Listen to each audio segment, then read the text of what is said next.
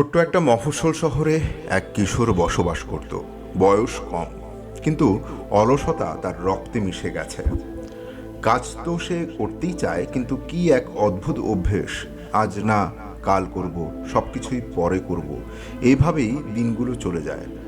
তার বন্ধুরা সবাই পড়াশোনায় ভালো, খেলার মাঠে তুখোর, আর এই ছেলেটা সব ক্ষেত্রেই পিছিয়ে। পরিবার আর শিক্ষকরা বারবার তাকে বলে, এই যে সময়ের মর্ম বুঝতে শেখো, সময় চলে গেলে আর ফিরে আসে না। কিন্তু ছেলেটা শোনে না। সে ভাবে, আরে সময় তো আছে অনেক, আমার ভাগ্যই আমাকে সব করে দেবে। সব সময় ভাগ্য নিয়ে পড়ে থাকে সে। একদিন শহরে এক জ্ঞানী সন্ন্যাসীর আগমন ঘটল।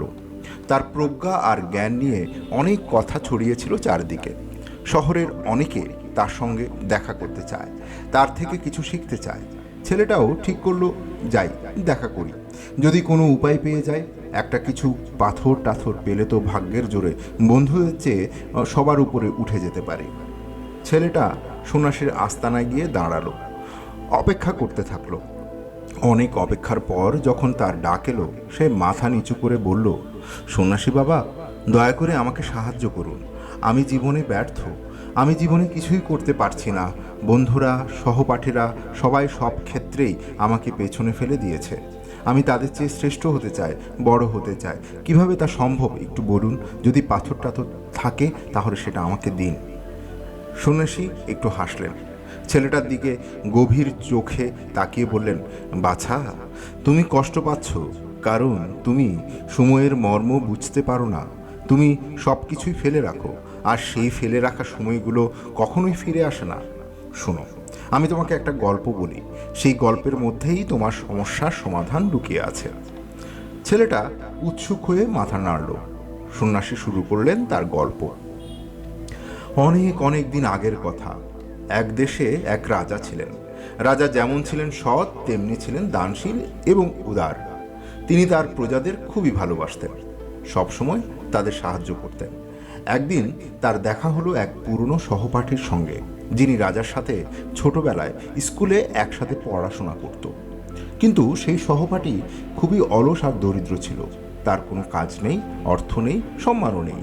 সে সবসময় ভাগ্যকে দোষ দিত আর অন্যদের উপর তার সমস্যার দায় চাপাতো। ওর জন্য এটা হয়েছে, তার জন্য সেটা হয়েছে, এইসব। রাজা তাকে চিনতে পেরে খুবই দুঃখ পেলেন। তিনি তার জীবনের কথা জিজ্ঞেস করলেন, তার কষ্টের কথা জানতে চাইলেন। সহপাঠী বিষণ্ণভাবে বলল, হে রাজা, আমি জানি না কেন সবাই বলে আমি কিছুই করতে পারি না। যখনই আমি কোনো কাজ পেতে যাই, সবাই আমাকে ফিরিয়ে দেয়। আমার শত্রুরা সবার কাছে বলে দিয়েছে যে আমি কখনো সময় মতো কাজ করি না। আমি বুঝতে পারছি না আমি আমি কি করব। রাজা মৃদু হেসে বললেন, চলো আমরা একটা চুক্তি করি। আজ সূর্যাস্তের আগে তুমি আমার কোষাগারে আসো এবং যত সোনা রত্ন নিতে পারো সবই তোমার হবে। সহপাঠী খুশিতে আত্মহারা হয়ে রাজার পা ছুঁয়ে প্রণাম করল, দৌড়ে বাড়ি ফিরল আর তার স্ত্রীকে সব বলল। স্ত্রীও খুব খুশি হয়ে বলল, শিগগিরই যাও, সোনা আর রত্ন নিয়ে এসো, এখন তোমার সময় ভালো। কিন্তু সহপাঠী বলল, এখন যেতে পারবো না, আমি খুব ক্ষুধার্ত, আগে একটু খেয়ে নিই। স্ত্রী দ্রুত কিছু খাবার তৈরি করে দিল। সে ধীরে সুস্থে খাওয়া শেষ করলো।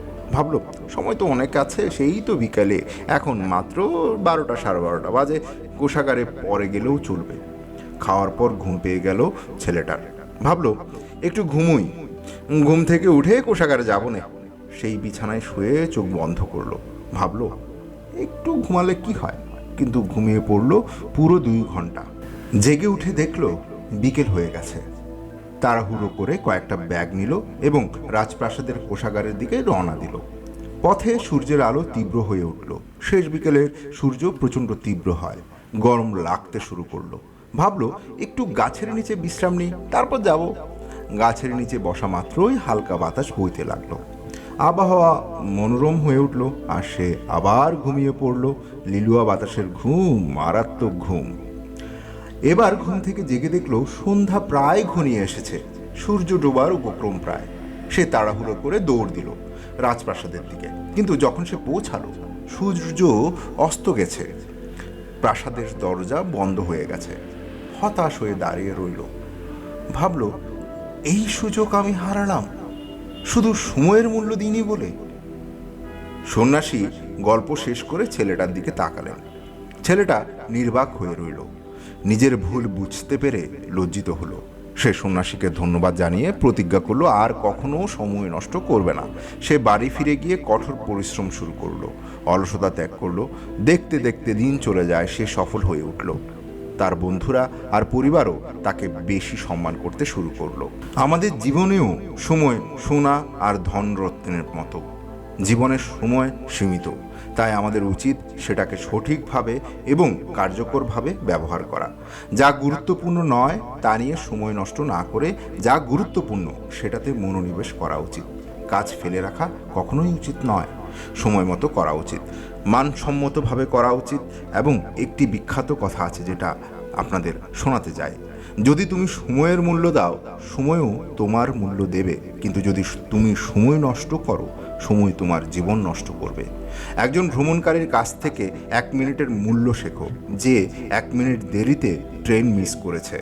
এক শিক্ষার্থীর কাছ থেকে 1 বছরের মূল্য বোঝো, যে বার্ষিক পরীক্ষায় ফেল করেছে। যারা তাদের সময়ের মূল্য দেয় তারা জীবনে যে কোনো কিছু অর্জন করতে পারে, কিন্তু যারা সময়ের মূল্য দেয় না তারা ব্যর্থ হয়ে যায়। যদি জীবনে কিছু করতে চাও তবে অলসতা করো না, কাজ ফেলে রেখো না, নয়তো একদিন সেই অলস লোকটির মতো তোমারও অনুতাপ করতে হবে, যে সূর্যাস্তের আগে রাজপ্রাসাদে পৌঁছাতে পারেনি। তাই সময়টাকে জ্ঞানীভাবে ব্যবহার করো। পরিবার আর বন্ধুদের সঙ্গে ছোট ছোট মুহূর্ত উপভোগ করো। তাতেই শুধু স্বপ্ন আর লক্ষ্য পূরণ হবে না, জীবনও হবে পরিপূর্ণ আর তৃপ্তিকর। যদি গল্পটা ভালো লাগে এবং আপনাদের সামান্য উপকার হয়, অবশ্যই একটা মেসেজ দিয়ে যাবেন, কমেন্ট করবেন। ভালো থাকেন, সুস্থ থাকুন, আনন্দ থাকুন আপনারা সবাই।